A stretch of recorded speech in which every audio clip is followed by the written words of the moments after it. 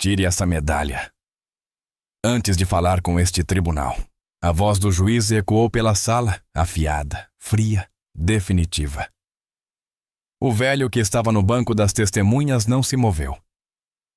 Suas mãos tremiam levemente. Lhe usava um blazer azul desbotado, e no peito, bem acima do coração, brilhava uma estrela de prata. As pessoas na sala do tribunal se remexeram desconfortáveis. Alguns abaixaram os olhos, outros esboçaram sorrisos de desprezo. Mas ele não falou. Apenas olhou para o juiz, não com desafio, mas com décadas de peso por trás de seu silêncio. Então alguém se levantou. Do fundo da sala do tribunal, um homem, em uniforme militar completo, o peito carregado de medalhas, olhos como aço, levantou a mão e disse apenas 5 palavras. Permissão para falar, meritíssimo. O que aconteceu a seguir acabou com a carreira do juiz e lembrou a uma nação inteira o que honra realmente significa. O tribunal estava excepcionalmente cheio naquela manhã, não por causa do caso em si, uma disputa civil sobre uma servidão de passagem, mas por causa de quem era esperado para depor. A notícia se espalhou discretamente pela cidade, não pelos jornais ou emissoras locais, mas por sussurros. Sussurros de que um homem, o homem, iria testemunhar. Ele entrou sem falar com ninguém, sem advogado ao seu lado, sem família, apenas uma postura modesta, um par de sapatos pretos gastos e aquele blazer azul desbotado que parecia mais velho que alguns dos advogados presentes. A medalha em seu peito não estava presa com ostentação. Ela simplesmente estava ali, firme, silenciosa, absoluta. Uma estrela de prata, a segunda mais alta condecoração militar por bravura em combate. A maioria das pessoas nunca tinha visto uma pessoalmente, mas o juiz não parecia impressionado. O juiz Harold Whitmore era conhecido por sua disciplina, por seu desprezo a teatralidades e, principalmente, por sua intolerância a qualquer coisa que não se encaixasse em sua visão de tribunal. Uma visão que não tinha espaço para sentimentalismo. Diziam que ele subiu na carreira da forma mais difícil. Serviço militar? Nenhum. Mas ambição? De sobra? Ele entrou pela porta dos fundos como sempre fazia, rígido, eficiente, sem sorrir. E ao se sentar, seus olhos se fixaram na única coisa na sala que não se mexia, a medalha no peito daquele homem. Ele não disse nada imediatamente. Ele esperou. Esperou o momento em que o veterano seria chamado ao banco das testemunhas e ele teria a autoridade e o palco para afirmar seu controle. Da galeria, as pessoas observavam com curiosidade silenciosa. Alguns estavam ali pelo caso. A maioria não. A maioria havia vindo apenas para vê-lo, aquele homem mais velho, pelo menos nos seus 70 e tantos anos, que nunca havia falado publicamente sobre seu serviço. Seu nome não estava em livros didáticos. Ele não tinha entrevistas na TV, nem grandes discursos no Dia da Memória. Apenas uma presença e um silêncio que carregavam peso. Quando o oficial de justiça chamou seu nome. Sr. Joseph Emery, por favor, tome o banco das testemunhas. A sala ficou mais silenciosa do que deveria. Ele se levantou lentamente, com o cuidado deliberado de quem aprendeu há muito tempo a nunca se apressar. Cada passo em direção à cadeira de testemunha parecia uma procissão. Ele não olhou ao redor. Não reconheceu os sussurros. Ele apenas avançou e ficou em pé. Foi quando o juiz se inclinou para a frente, inclinou levemente a cabeça e disse: Antes de começar, remova essa medalha. Isto é um tribunal, não um desfile. Houve uma pausa, o tipo de pausa que se estende até os ossos. Alguém no fundo pigarreou. Uma mulher ofegou. Um dos advogados se remexeu, desconfortável. Joseph não respondeu. Ele apenas olhou para o juiz com um olhar que não era de raiva. Era de exaustão, pesado, imóvel. O juiz, pouco acostumado ao silêncio, recostou-se e repetiu. Eu disse, remova a medalha, Sr. Emery, ou você não terá permissão para falar. E foi aí que algo mudou. Não em Joseph, mas na sala. Uma quietude se instalou como se algo antigo e não dito tivesse acabado de ser tocado. No canto mais afastado, Alguém começou a se levantar, mas isso viria depois. Por agora, a mão de Joseph lentamente alcançou a parte de trás do alfinete da estrela de prata e o tribunal observou, sem respirar, enquanto o peso de décadas era silenciosamente desabotoado e colocado na borda de madeira ao lado do microfone, como uma bandeira sendo dobrada sem cerimônia. Joseph Emory sentou-se, com as mãos cruzadas no colo, os olhos fixos em algum ponto entre o banco das testemunhas e as memórias distantes por trás dele. A estrela de prata ficou ao lado do microfone, sem vida e fora de lugar. Um símbolo despojado de sua dignidade por um homem de toga preta. O tribunal permaneceu desconfortavelmente silencioso. O juiz, satisfeito com a remoção do que ele havia considerado uma distração, ajustou-se na cadeira e fez um gesto para o advogado. Pode prosseguir, disse de forma ríspida. O advogado assentiu rapidamente e aproximou-se do banco. Sr. Emory, começou. Poderia, por favor, declarar seu nome e profissão para registro?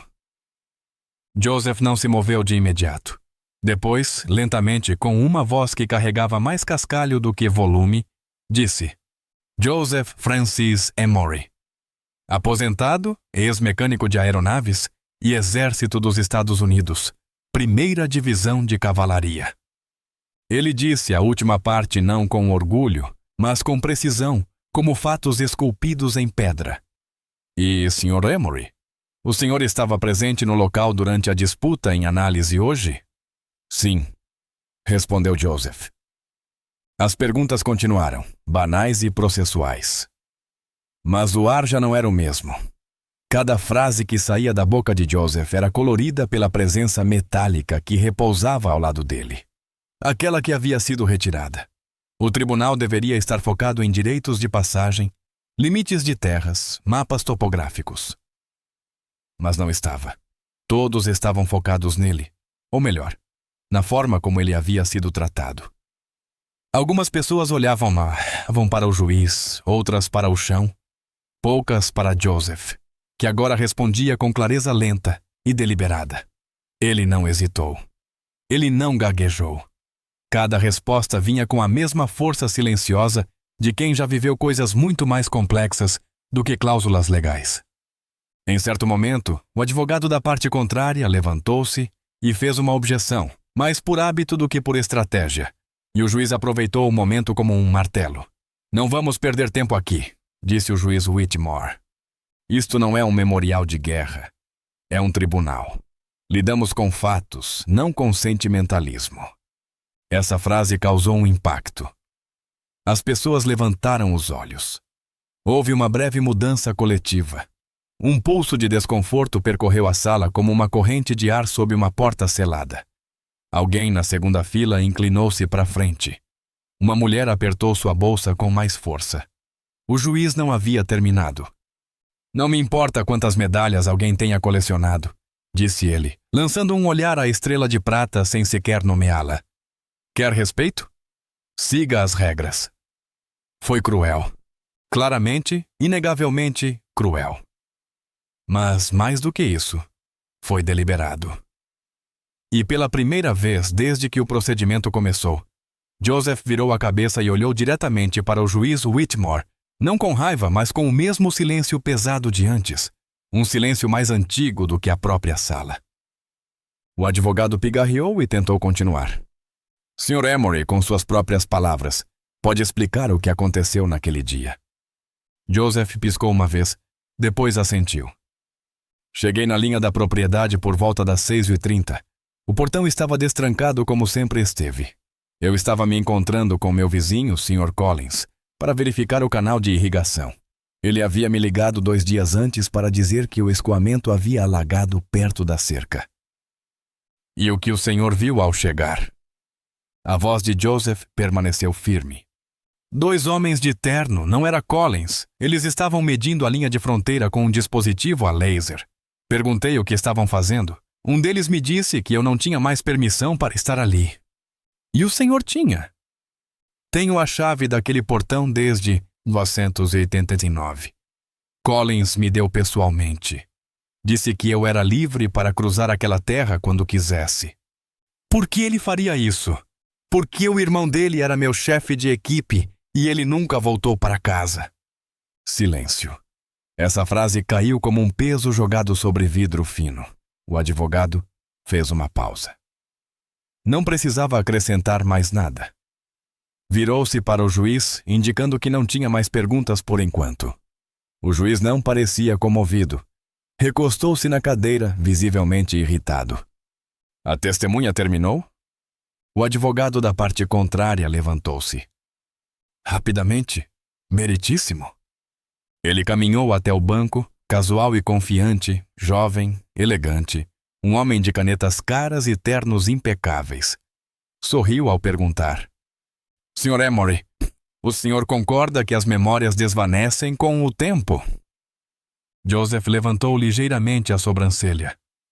Lembro-me de quem morreu sob meu comando. Não esqueço esses nomes.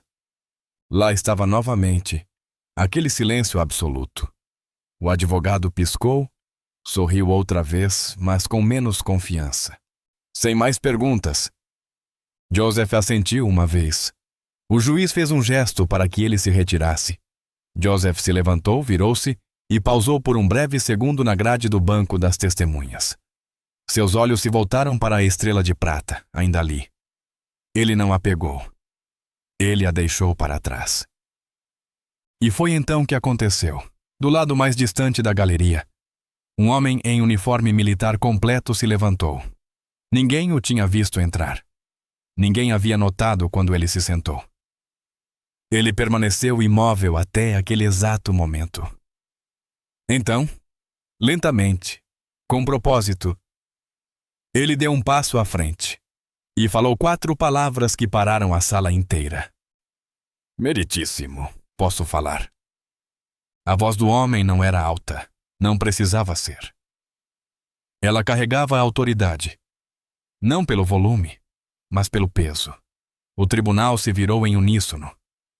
Mesmo aqueles que estavam entediados momentos antes agora estavam de olhos arregalados. Ele usava um uniforme formal de serviço do exército dos Iowa, verde escuro com vincos perfeitos. Seus sapatos estavam polidos como um espelho. O peito alinhado com medalhas que brilhavam sob a luz fria de neon. Entre elas, inconfundível, estava a medalha de honra. Ele não avançou para a frente. Simplesmente ficou onde estava, mãos cruzadas atrás das costas, postura ereta, expressão impenetrável. O juiz, pego de surpresa, mudou-se na cadeira e inclinou-se um pouco para a frente, apertando os olhos como se tentasse reconhecer o homem. Houve uma pausa. O tipo de pausa que não parece silêncio, mas pressão crescente numa sala fechada.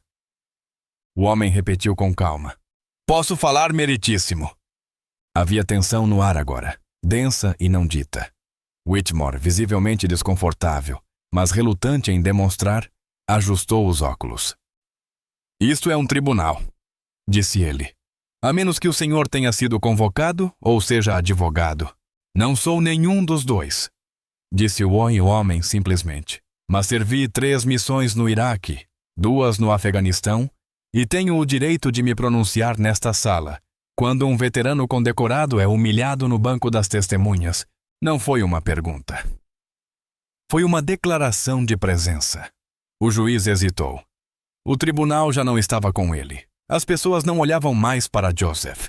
Não olhavam mais para os advogados. Cada olhar, cada respiração estava focada no homem de uniforme. Lentamente, quase imperceptivelmente, um homem na última fila se levantou.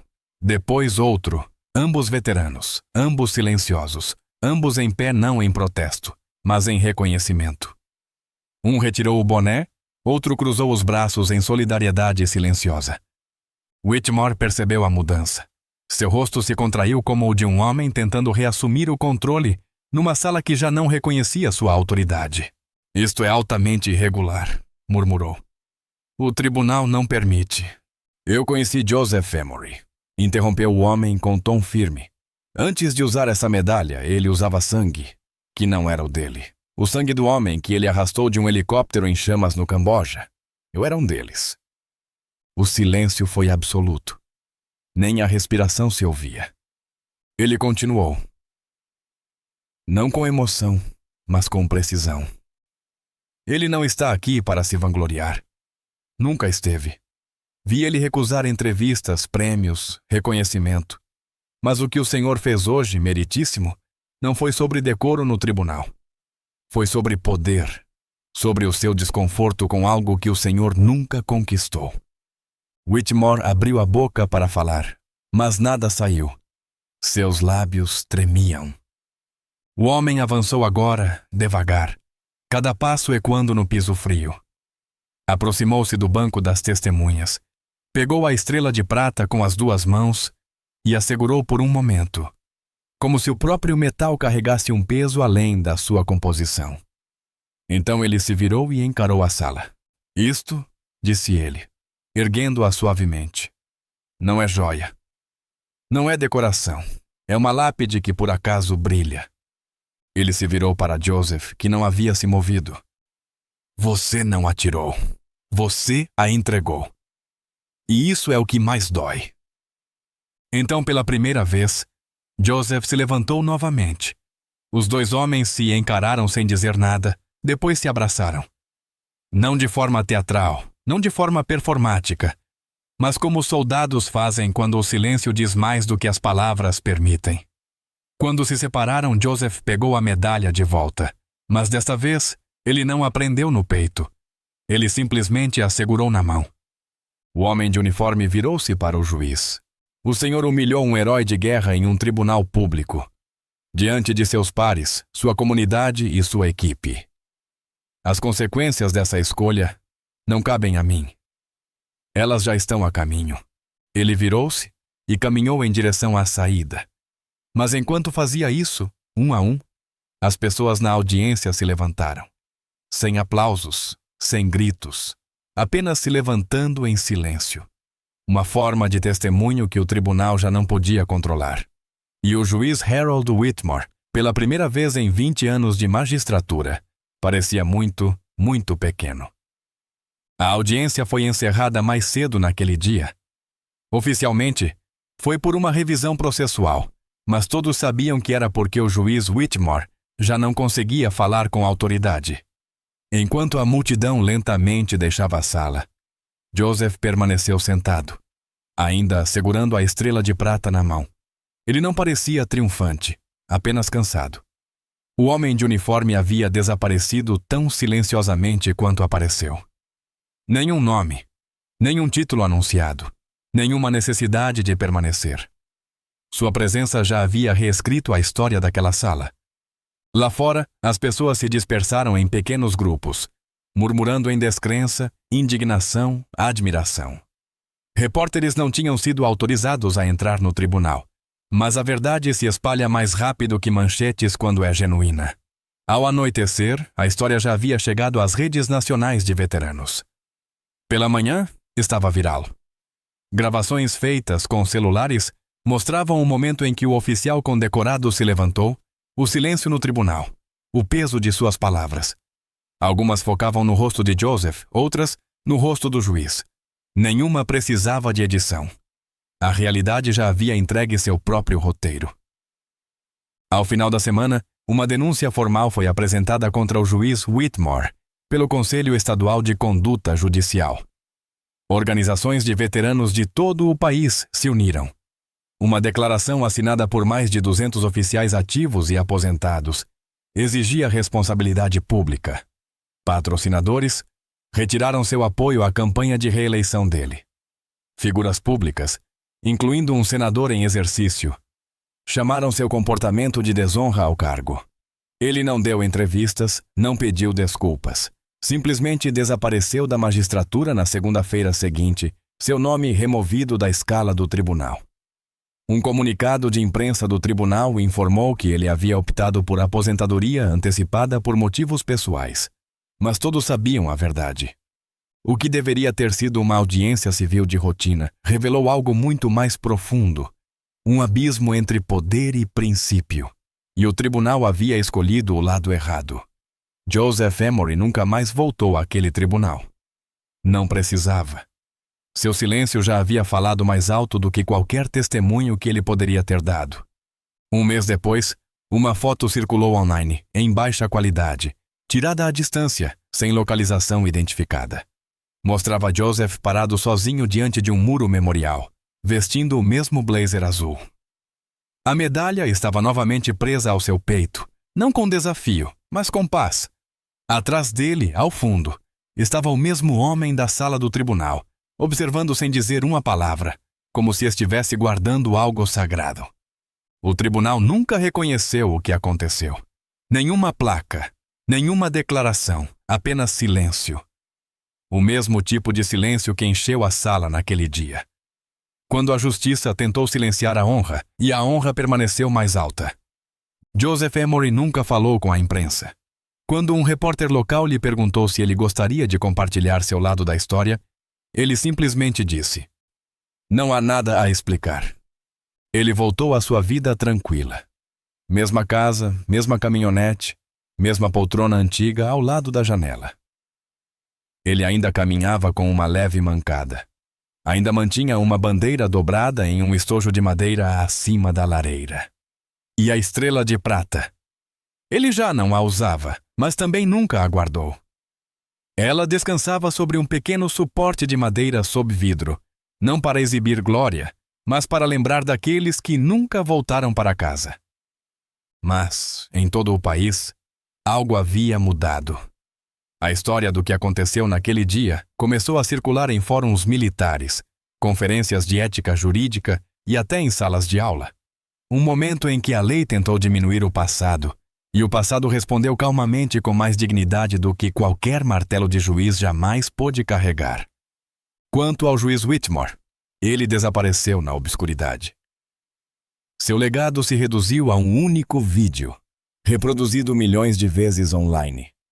Um homem de toga ordenando silêncio, e depois sendo silenciado por algo muito mais antigo e muito maior do que ele mesmo. Às vezes, a justiça não precisa de uma sentença. Às vezes, ela entra vestindo um uniforme, diz 5 palavras tranquilas e muda tudo.